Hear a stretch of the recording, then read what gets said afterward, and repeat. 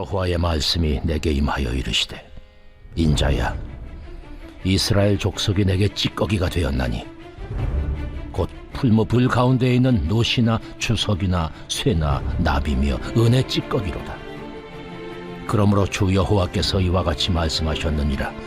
너희가 다 찌꺼기가 되었은즉 내가 너희를 예루살렘 가운데로 모으고 사람이 은이나 노시나 쇠나 나비나 주석이나 모아서 풀무불 속에 넣고 불을 불어 녹이는 것 같이 내가 노여움과 분으로 너희를 모아 거기에 두고 녹이리라.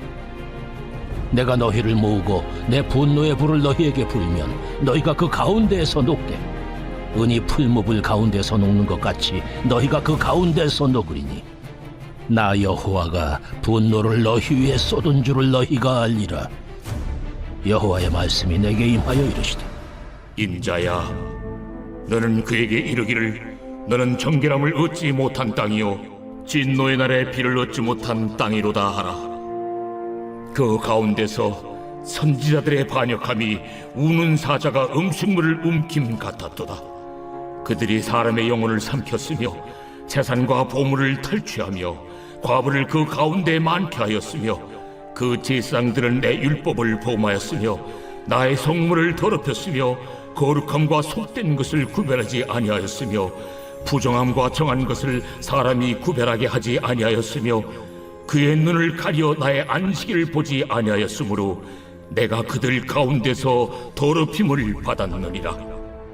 그 가운데에 그 고관들은 음식물을 삼키는 이리 같아서 불의한 이익을 얻으려고 피를 흘려 영혼을 멸하거늘 그 선지자들이 그들을 위하여 회를 칠하고 스스로 허탄한 이상을 보며 거짓 복수를 행하며 여호와가 말하지 아니하였어도 주 여호와께서 이같이 말씀하셨느니라 하였으며, 이 땅 백성은 포악하고 강탈을 일삼고 가난하고 궁핍한 자를 압제하고 나그네를 부당하게 학대하였으므로 이 땅을 위하여 성을 쌓으며 성 무너진 데를 막아서서 나로 하여금 멸하지 못하게 할 사람을 내가 그 가운데서 찾다가 찾지 못하였으므로 내가 내 분노를 그들 위에 쏟으며 내 진노의 불로 멸하여 그들 행위대로 그들 머리에 보응하였느니라.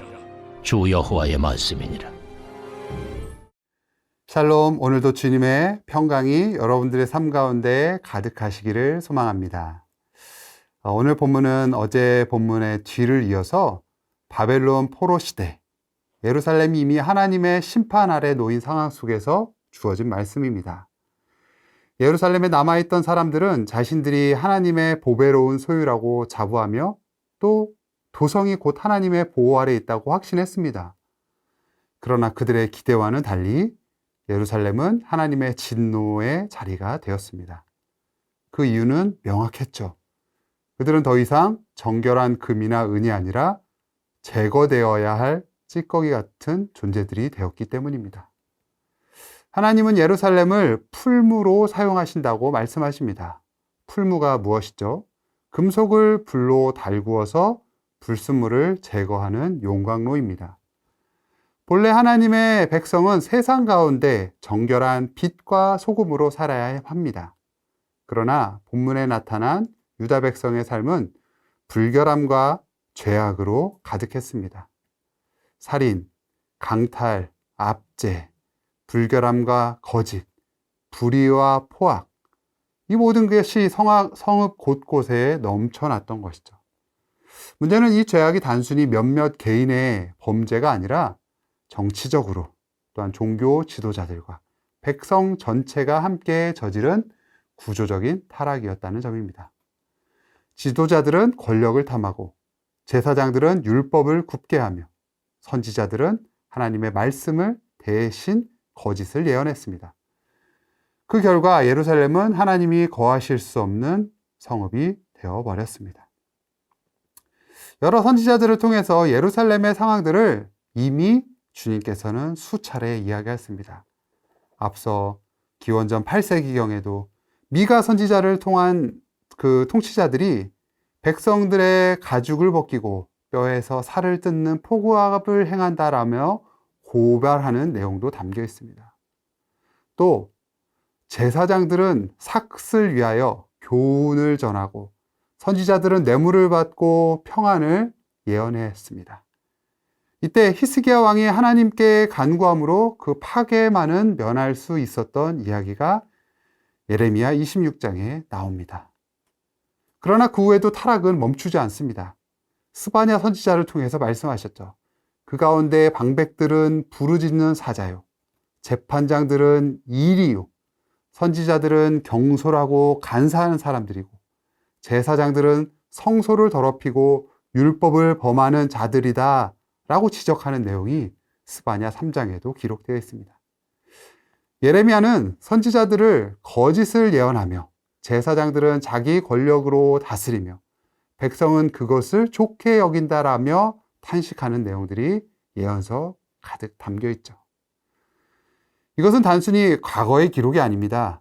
지도자들의 부패와 영적 지도력의 상실은 언제나 공동체를 전체를 그 몰락으로 이끌었습니다.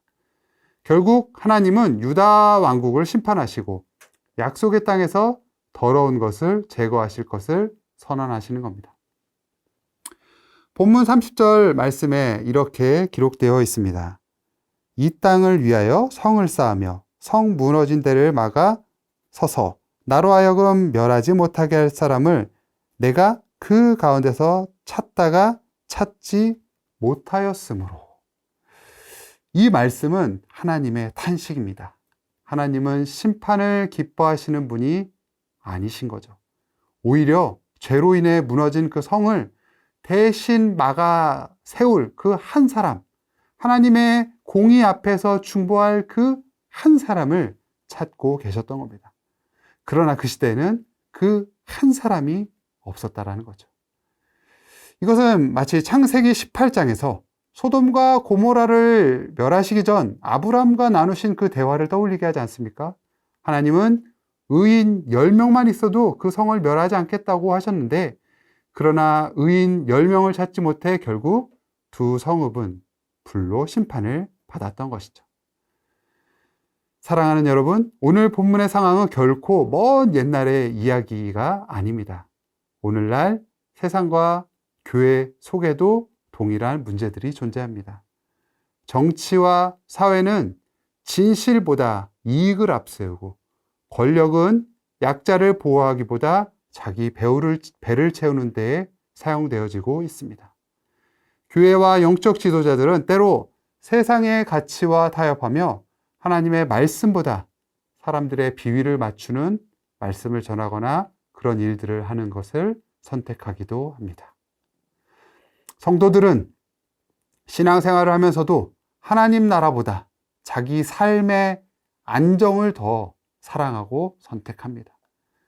이런 시대 속에서 하나님은 여전히 한 사람을 찾고 계십니다. 무너진 성벽을 막아서서 죄와 불의 앞에 설 수 있는 그 한 사람 말입니다. 하나님이 찾으시는 사람은 완벽한 사람이 아니에요. 죄가 없고 흠이 없는 사람이 아니라 죄를 회개하고 하나님 앞에 바로 서기를 결단하는, 날마다 그것들을 되새기는 그 한 사람이죠.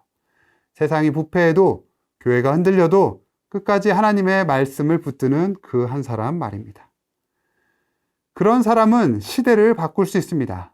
노아는 홍수의 시대의 의인으로 불렸고, 다니엘은 바벨론의 그 궁중에서도 거룩을 지켜 행했습니다.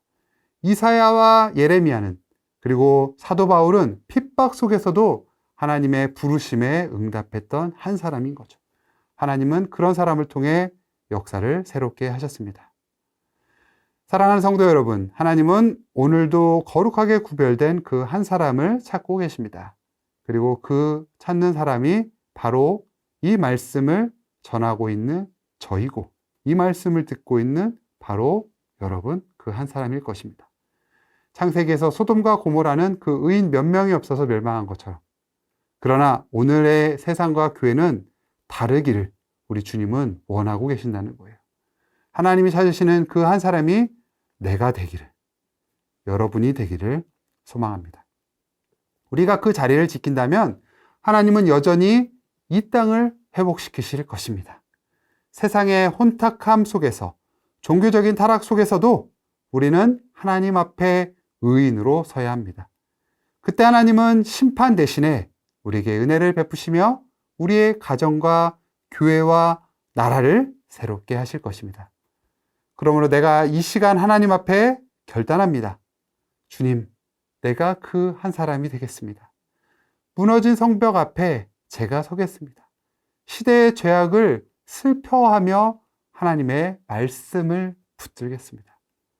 하나님은 이 결단을 외면하지 않으십니다.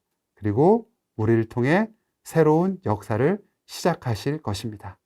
바로 오늘이라고 주어진 그 하루의 시간을 통해서 주님 앞에 내 삶을 결단하며 주님의 뜻을 구하며 나아가는 귀하고 복되고 아름다운 하루가 될 수 있기를 간절히 소망합니다. 기도하겠습니다.